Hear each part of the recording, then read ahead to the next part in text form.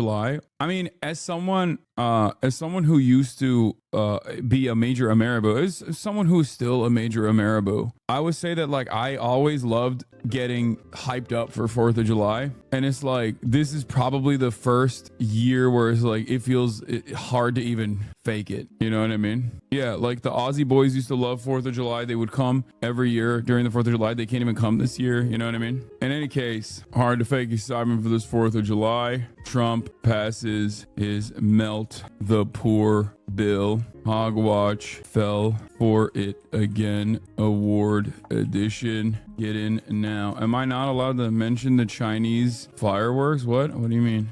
Yeah, the Aussies understandably can't come this year because they know that they would not be allowed into the country and that they would instantly get thrown into a detention facility. And then after an extended period of time of being in a detention facility, they would probably get sent back to Australia if they're fortunate. So that is precisely the reason why they chose not to come this year. What is that photo? This is from an old calendar shoot that we did. Why would that happen to the Australians?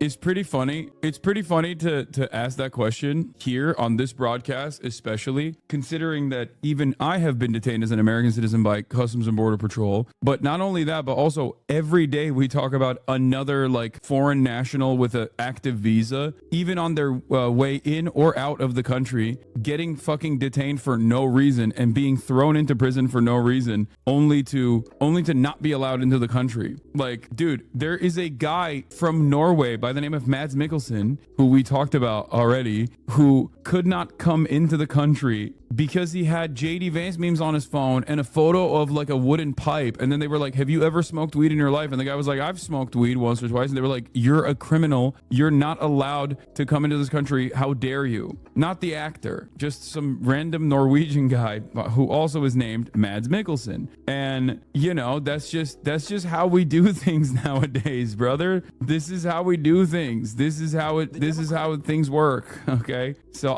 I don't think my communist Australian buddies who have literally tried to enter a CIA base and filmed themselves in the process in Australia, who have literally gone to North Korea and China numerous times, like I don't think they would be allowed into the country. I wouldn't even recommend like normies coming to the United States of America right now, let alone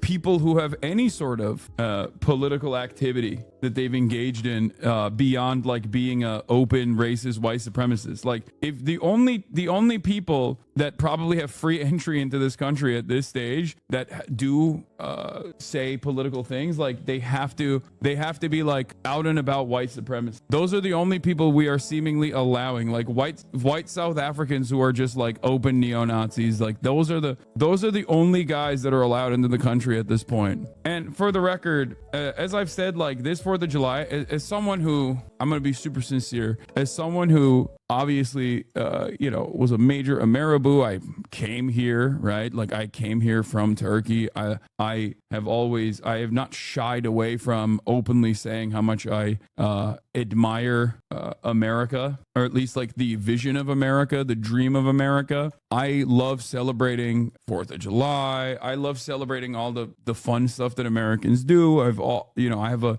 long-standing bit about how Muslims don't have any like fun holidays that we celebrate. You know what I mean? Like Ramadan is the thing that we do in Turkey and in the entire Muslim world. And Ramadan is like literally 30 days of fasting from sun up to sundown, no water. Like that's crazy. You know, that's not exactly like Americans and their holidays and their celebrations are all capitalist. It's fucking awesome. They just run around and consume food, get drunk, get blasted, and purchase commodities. Like that's incredible. They hang out with family. They shoot explosives. Like that's awesome, right? We don't really do stuff like that. So I've always loved celebrating these things, even as a late bloomer, following it from behind. Having said that, this 4th of July, I can't even fake it, dude.